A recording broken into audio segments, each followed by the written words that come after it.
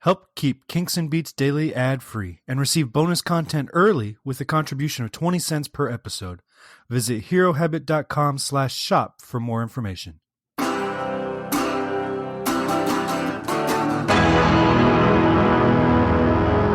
Hello. Welcome to Kinks and Beats Daily. I'm your host, Tony Fry. Thank you for downloading episode 159. Today we are talking about a Beatles song called Glass Onion. Some of you know it, some of you might not.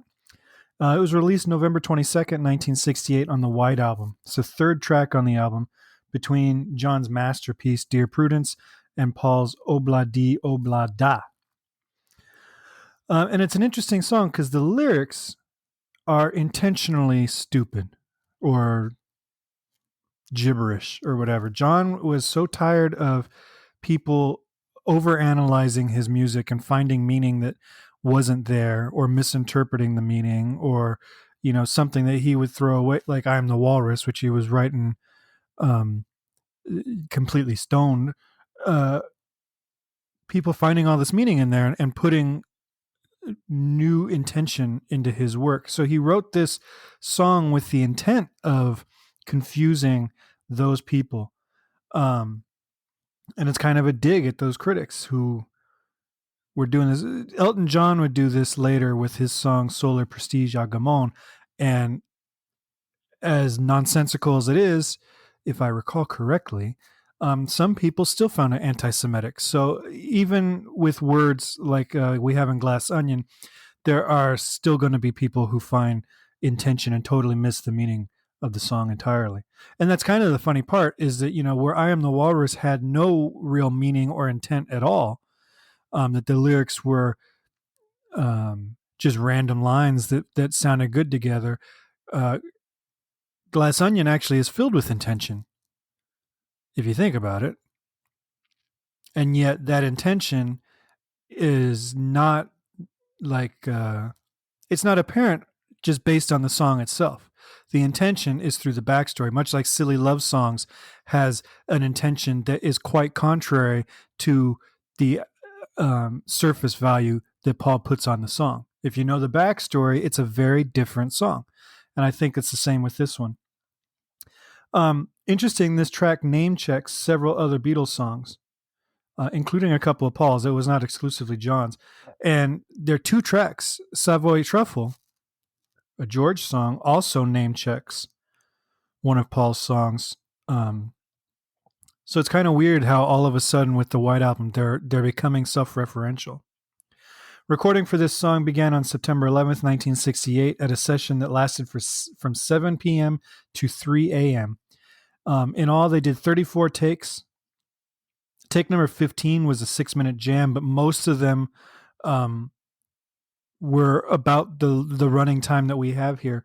And then take 33 was the eventual basis that the track was overdubbed on and everything like that. So 34 takes, take 33 marked best. The track clocks in at 2 minutes and 17 seconds. But the band stops playing at a minute 50, and most of the takes of the 34 that were done clock in at around a minute and 50 seconds. And then at that point on the final recording, George Martin's orchestrations take over. And I was thinking about it when I was researching this track, and maybe we will come up with the answer as we keep digging into this catalog in future podcast episodes. But I can't think of another song where nobody in the band is playing for a full 30 consecutive seconds of the piece. Like even stuff where there were orchestral breaks, you'd have Ringo providing a backbeat. Like A Day in the Life's got these big orchestral swells and everything that last for a while, but Ringo's playing drums on it.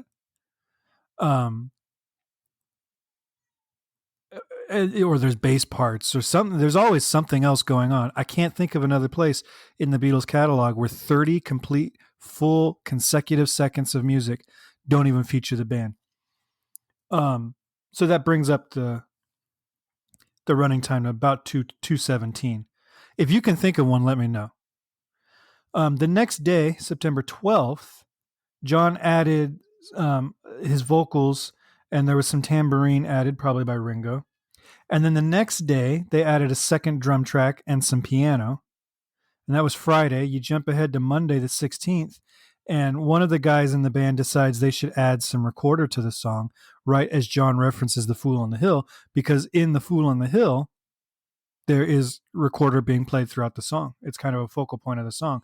So they decide that when he actually references the song Fool on the Hill, that they will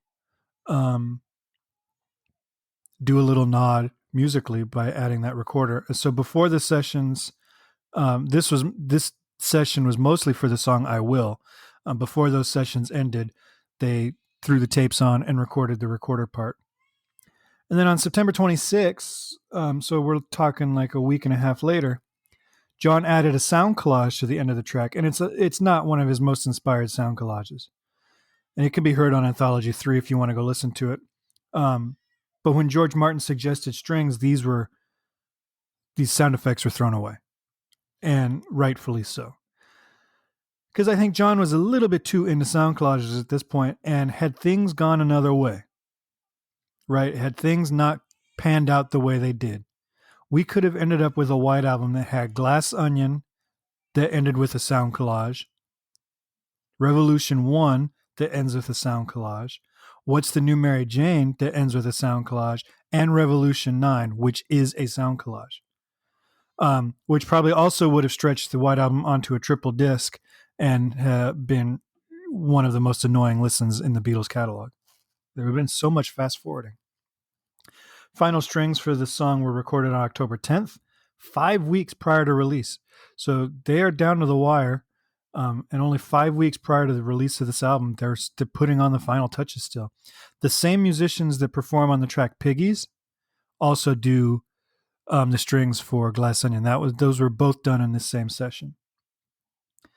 Harmonically, the chords are interesting, but never really establish a set key. So the first chord is an A minor, and then it goes immediately into an F7. So there's really not a strong resolution that says this is our key.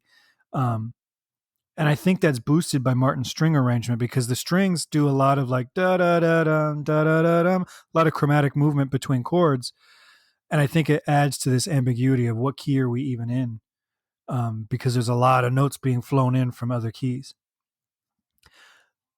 The songs that are referenced during this track: Strawberry Fields, I Am the Walrus, Lady Madonna, Fool on the Hill, Fixing a Hole. A lot of those from the Magical Mystery Tour. Strawberry Fields and it was recorded for Sgt. Pepper. Fixing a Hole was on Sgt. Pepper, Lady Madonna being a single. But Strawberry Fields, Walrus, and Fool on the Hill all ended up on the Magical Mystery Tour album. And I think it's a 1, 2, 1, 2, 1, 2, 3. It's actually not an even mix. Strawberry Fields, I'm the Walrus are John songs. Lady Madonna, Fool on the Hill are Paul songs. Fixing a Hole, you could say, is a true Lennon and McCartney song. So I guess it is an even mix. So it's not just all John referring to John. And he also, in his I'm the Walrus thing, says the walrus was Paul, which we all know he took back when he did the song God, when he says that he was the walrus. Quite the stuff. I always like this song. It's a good little rocker. It sounds great on the 2018 remix of the album. I think those opening drum hits sound amazing.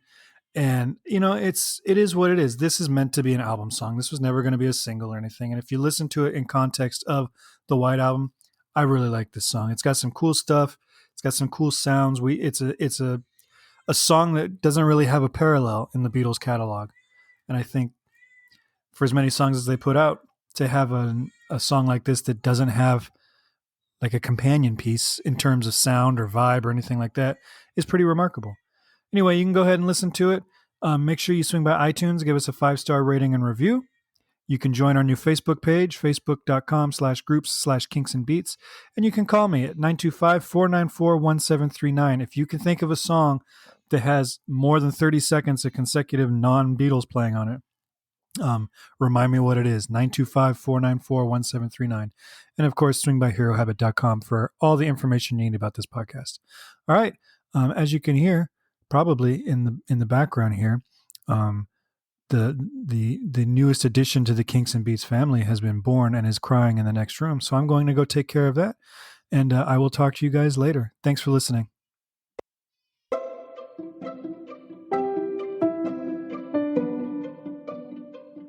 This podcast is presented by the Hero Habit Podcast Network. Swing by HeroHabit.com today to comment on this episode and poke around our growing database of sports and pop culture news, reviews, and collectibles. HeroHabit.com. Collect your heroes.